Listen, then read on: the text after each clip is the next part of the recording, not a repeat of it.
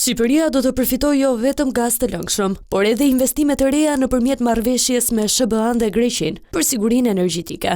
Kryeministri Edi Rama bëri me dije se nëpërmjet këtij investimi, Teci i Vlorës do të mund të furnizojë me energji edhe qendrat kompjuterike që punojnë për inteligjencën artificiale.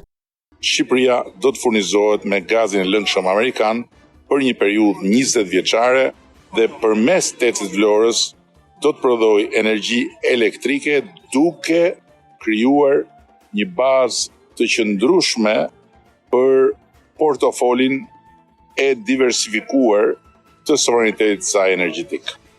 Bashkë me këtë burim energjie, do të rritet ndjeshëm edhe volumi i investimeve të reja, si edhe kapaciteti i Shqipërisë për të ushqyer me energji qendrat kompjuterike të dënave apo programet e inteligjencës artificiale që do të përcaktojnë dekadën e ardhshme.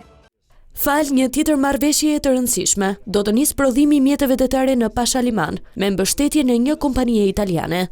Firmosëm marrëveshjen mes kompanisë italiane Fincantieri, një nga emrat e mëdhenj të ekselencës industriale europiane, dhe kompanisë Son Publike Cajo, për prodhimin e mjeteve detare në Shqipëri, në kantierin e Pashalimanit, qoftë në funksion të forcave të armatosura të Republikës Shqipërisë, qoftë edhe për forcat aleate.